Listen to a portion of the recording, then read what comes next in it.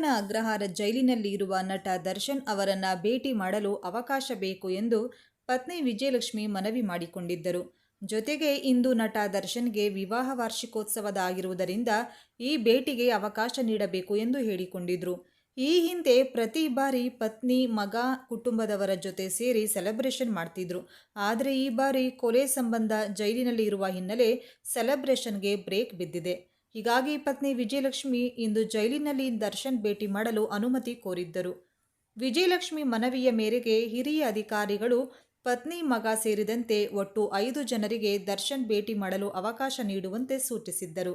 ಇದೀಗ ನಟ ದರ್ಶನನ್ನ ಭೇಟಿ ಮಾಡಲು ಪತ್ನಿ ವಿಜಯಲಕ್ಷ್ಮಿ, ಮಗ ವಿನೀಶ್ ಹಾಗೂ ಮ್ಯಾನೇಜರ್ ನಾಗರಾಜ್ ಪರಪ್ಪನ ಅಗ್ರಹಾರಕ್ಕೆ ಬಂದಿದ್ದಾರೆ. ಇದೀಗ ಜೈಲಿನಲ್ಲಿರುವ ನಟ ದರ್ಶನ್ ಪತ್ನಿ ಹಾಗೂ ಮಗನ ಕಂಡು ಭಾವುಕರಾಗಿದ್ದಾರೆ.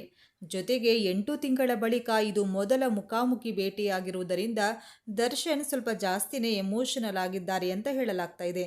ಜೊತೆಗೆ ಸುಮಾರು ದಿನಗಳ ಬಳಿಕ ನೋಡಿದ್ದರಿಂದ ದರ್ಶನ್ ಮಗನನ್ನ ಅಪ್ಪಿಕೊಂಡು ಕಣ್ಣೀರಿಟ್ಟಿದ್ದಾರೆ ಎಂದು ಹೇಳಲಾಗುತ್ತಿದೆ.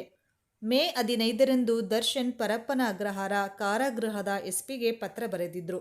ಹಾಗೆಯೇ ಮೇ 16ರಂದು ಡಿಜಿಪಿ ಅಲೋಕ್ ಕುಮಾರ್ ಅವರನ್ನ ವಿಜಯಲಕ್ಷ್ಮಿ ದರ್ಶನ್ ಭೇಟಿ ಮಾಡಿ ಮನವಿ ಮಾಡಿದ್ರು.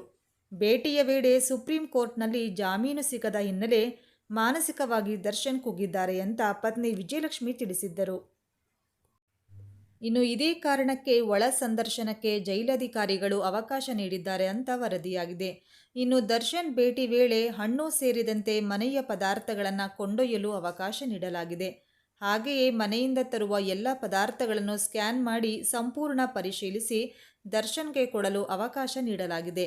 ಹಾಗೆಯೇ ಜೈಲಿನ ಮ್ಯಾನ್ಯುಯಲ್ ಪ್ರಕಾರ ಓರ್ವ ಕೈದಿ ಮಾನಸಿಕ ಹಾಗೂ ಶಾರೀರಿಕವಾಗಿ ಕುಗ್ಗಿದ ಸಂದರ್ಭದಲ್ಲಿ ಈ ರೀತಿಯ ಅವಕಾಶ ಕೊಡಲಾಗುತ್ತೆ. ಹೀಗಾಗಿಯೇ ದರ್ಶನ್ ಪತ್ನಿ ವಿಜಯಲಕ್ಷ್ಮಿಯವರ ಈ ಬೇಡಿಕೆಗೆ ಅನುಮತಿ ನೀಡಲಾಗಿದೆ ಅಂತ ಹೇಳಲಾಗಿದೆ. ರೇಣುಕಾಸ್ವಾಮಿ ಕೊಲೆ ಪ್ರಕರಣದಲ್ಲಿ A2 ಆರೋಪಿಯಾಗಿರುವ ನಟ ಚಾಲೆಂಜಿಂಗ್ ಸ್ಟಾರ್ ದರ್ಶನ್ ಜೈಲು ಸೇರಿ ಬರೋಬ್ಬರಿ 1 ವರ್ಷ ಕಳೆದಿದೆ. ಮೊದಲು 2024ರ ಜೂನ್ 11ರಂದು ಮೈಸೂರಿನಲ್ಲಿ ದರ್ಶನ್ ಬಂಧನಕ್ಕೆ ಒಳಗಾಗಿದ್ರು. 2024ರ ಅಕ್ಟೋಬರ್ 30ರ ತನಕ ಅಂದರೆ 131 ದಿನಗಳ ಕಾಲ ಜೈಲು ವಾಸ ಅನುಭವಿಸಿದ್ರು. ಇದಾದ ಬಳಿಕ ದರ್ಶನ್ ಸೇರಿ ಉಳಿದ ಎಲ್ಲ ಆರೋಪಿಗಳು ಜಾಮೀನನ್ನು ಪಡೆದು ಹೊರಬಂದಿದ್ರು. ಆ ಬಳಿಕ ಮತ್ತೆ ದರ್ಶನ್ ಸಹಿತ 7 ಜನ ಆರೋಪಿಗಳ ಜಾಮೀನು ರದ್ದಾಗಿ ಮತ್ತೆ ಜೈಲು ಸೇರು